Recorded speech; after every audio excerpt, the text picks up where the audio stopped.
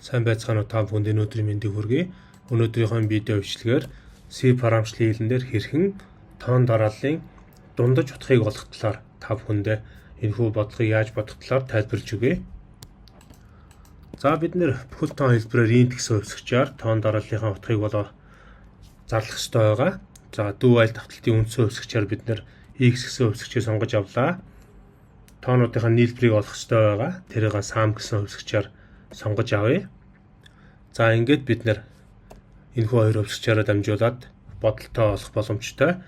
За дүү айл давталтын үндсэн эхлүүлэх утган дээр одоо давталтыг эхлүүлж байгаа хувьсгчин дээр x тэнцвүүдийг гэсэн утга оноож өгнө. Дүү айл давталтынхаа үндсэн бичиглэлийг бол бид нэр бичих ёстой байгаа. Дүү гэж бичээд гоё хаалтаа нэгээ таана. Дотор нь давталтынхаа үндсэн алхмаа бичиж өгнө. За x тэнцүү x тэр нэмэх нь 1 гэсэн утгыг бол оноож өгнө. За энэ маань давталтын алхам маань байгаа. За while давталтын дотор бид нөхцөлөө бичнэ x гэсэн хувьсгч маань одоо жишээлбэл эхний r хүртэл тоон дарааллыг авъя гэвэл хэвлэе гэвэл тухайн 10-аас 9 бага буюу тэнцүү гэсэн утгыг оноож өгөөд давталт маань ингээд бичээд болчихно. За одоо энэ доторх утгаа хэвлэж үзүүлэе гэвэл printf хувьсгчаар хувь d тэгээд x утгаа хэвлэнэ. За x утгыг маань хэвлэхээр нэг өсөндөө x маань ингээд хоорондоо наалдаад хэвлэгдэнэ. За энэ дээр багш нь printf функцийнхаар цэг тастаа тавиагүй учраас сая алдаа заалаа. За хоорондоо наалдаад хэвлэгдэж байна. Энэхүү утгуудыг мөр унгаж хэвлэе гэвэл ард нь end/end буюу одоо дашуу зураас n гэсэн зураасыг бичиж өгч болно. Тэмдэглэгийг ингэснээр яах нь вэ? Тэгээс 10 хүртэл тоон дарааллыг хэвлэж байна. За энэхүү тоон дарааллын нийлбэрийг олохын тулд бид нэр sum тэнцүү text утгыг оноож өгнө. За энэ маань тоон дарааллыг олгож байгаа sum гэсэн хувьсгчэнд эхний утгаа text утгаа оноож өгнө. Ингэснээр эхлэх утга маань тэгээс эхэлнэ. Нийлбэр олох утга маань тэгээд sum тэнцүү sum дээр нэмэх нь x гэсэн утгаа оноож өгнө. За энэ маань эхний давталт болгон дээр орж ирэх тоонуудын нийлбэрийг олоод байна гэсэн үг. Давталт болгон дээр. За ингээд энэхүү утгаа printf функцаар давталтын дотроо хэрвээ бичиж үзүүлэх юм бол дараах үр дүн гарна.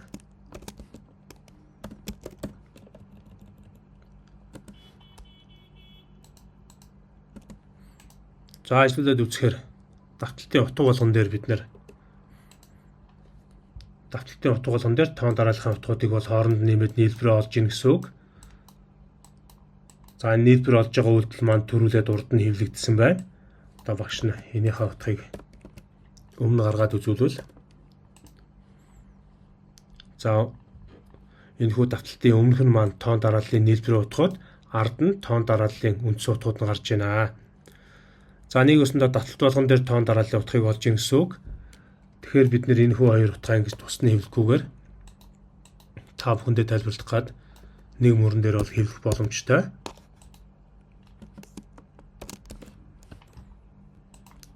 За ингээд x-ийн араас таслал sum гээд 2 хувьд бичээд ажиллуулад өгөх юм бол эхнийх нь тоон дарааллын утгууд нэгээс 10 хүртэлх дараачийн нь нийлбэр олж байгаа утгууд гарч байна гэсэн үг. За ингээд бид нэр эхний 10 тооныхоо нийлбэрийг бол оллоо. Энэ маань 55 гэсэн утга гарна. За энэ дээр 45 гэсэн утга гарч байгаа нөгөө sum-ийн ард бичсэн учраас 45 гэсэн утга гарч ийн гэсэн үг. Одоо ингээд ажиллуулахаар 55 гэсэн утга маань ороод ирнэ. За одоо хэдүүлээ дунджаа олох хэрэгтэй байгаа үндсэн үйлдэл рүү оръё. Дунджаа олохын тулд бид нэр тухайн тооныхоо нийт тоонд нь хувааж өгөх хэрэгтэй байгаа. Тэгвэл дунджаа олохын тулд бид нэр алхам болгон дээр дунджаа нь олж болно. За нэгэсэндээ төгсгөлд нь шууд дунджаа утгаа олно гэвэл доор нь printf функцэн дотроо тийм үү давхар ажилтан дотор хувь d гэж хүчээд за тухайн утгаа бол хэвлэх гэж байгаа хувь d дотроо бид нэр дараах үйлдэлийг бол хийж өгч болно. 2 бол хувь d-г бичнэ. За ингээ 2 хувь d-г бичээд таслал эхнийх нь яах нь эхний хувь d-ний араас тооны давталтын 10 хүртэл тоон дарааллыг авъя гэвэл 10 хүртэл тоон дарааллыг авъя гэвэл 10 дарааллын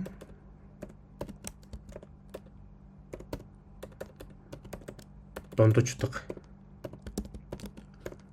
гэдэг текстийн араас D-гээ бичнэ. За эхний утга маань мэдээж x маань орно. За x-ийн утга нь илүү хэвлэгддэг учраас бид нэр x-ээс асах 1 гэсэн үйлдэлийг хийж өгөөд ард нь саамаа бичнэ. За ажлуудад үзье. За ард нь бас л цэг таслаа бичээг учраас алдаа заасан байна. За засчлаа. За 10 тооны дарааллын дундаж утга нь 55-гээ гараад чинь. За одоо 55-аа бид нэр нөгөө x-тэй хуваана. Тэгвэл x маань алхмын сүүлийн утган дээр 11 болоод солигдсон учраас бид нэр x-ээс асах 1 гэсэн утгатай хувааж өгөх ёстой байгаа. Ингэснээр дундаж утга нь гарна. За ажлуудад үзье. Эхний 10 тооны дундаж утга нь 5 гэсэн тоо гарсан байна. За тэгвэл хэдүүлээ эхний 12 тооны дундаж утгыг ажиллуулж үзье. Дундаж утга нь 6 гарч байна.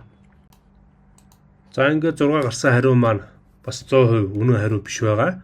Учир нь гэвэл бид нэр бутархаа гарахыг бол мэднэ. 78-ыг 12 хуваагаар 6.5 гэсэн үр дүн гарах ёстой байгаа. За тэгвэл дундаж утгаа олохын тулд бид нэр энэхүү сүүлийн саамыг хуваах нь x-ээс асах 1 гэсэн үйлдэлээ бол арай өөрчилж хувьсгчаар өөрөөр нь бодуулъя.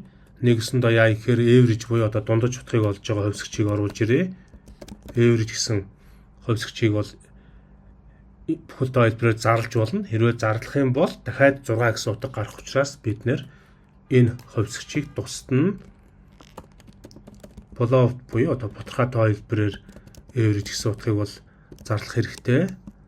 За ингээд энэхүү утгаа зарлаад тэнцвүүдийг гэсэн анхны утгаа бол оноогоод өгнө. За үүнийхээ дараа давталтын гадна average хувьсгчин дотроо саамыгаа тийм үү x туугаад x маань нөгөө хасах нэгээр хуваахгүй бол x утга маань нэг алхмаар илүү гараад ирнэ гэсэн үг. За ингээ хуваагаад тэр printf функцийн сүүлийн тухайн тоон дарааллын дундаж утга нь тэд гэдэг үр дүн дээр average гэсэн хувьсгчээ бичээд өгнө. За одоо ажлуулад үзье. Эхний 12 тооны дарааллын утга 12 гэсэн үр дүн гарч ийн. За одоо хэдүүлээ энэ утгыг бол дахиадсаа. За энэхүү утгаа одоо хэдүүлээ бутархай хэлбэрээр гаргаж үзүүлье. Бутархай хэлбэрээр гаргахын тулд бид нэр follow гэсэн буюу одоо бутархай хэлбэрээр average тоогоо зарласан байгаа. Тийм учраас одоо average тоо маань бутархай болохын тулд энэ сүүлийн хэвлэж байгаа үйлдэл дээр хувь d биш хувь f гэж бичнэ. Ингэснээр энд бол бутархай утга орж ирнэ. За бутархай утгыг бутархай хуваахгүй учраас бутархай тоо гарахгүй байгаа тул хэдүүлээ энэ тоон давталтын хувьсгчийн утгуудыг бол бутархай болгож болно. За follow гэхэд зарлаад үзнэ. За ингээ ажиллуулахаар бол ерөнхийдөө бол тоон дарааллын утгууд маань алдаатай гарч эхэлнэ. Тийм учраас энэ дээр хэвлэгдэж байгаа үйлдэлүүд дээр хувь d-ийн хооронд хувь f-гээ бичээд өгнө. Бүгдийг хувь f болгож өөрчилнө. За ингээ ажиллуулах юм бол эхний 1-ээс 12 хүртэл тоон дарааллын тухайн дарааллын утгуудын нийлбэр нь 78, 78 нь 12 хүртэл тооны дарааллын дундаж утга нь 6.5 гээд үндсэн үр дүн маань гарнаа гэсэн үг. За ингээд та бүхэнд өнөөдрийн манай видеогч таалагдсан бол манай видеогчдыг лайк дараарай. Мөн манай сувгийг subscribe хийж бидийг дэмжээрэй. Бичлэгийг маань бусдад түгээж share хийгээрэй. Анхаарал хандуулсан та бүхэнд баярлалаа. Дараа дахин уулзцгаая.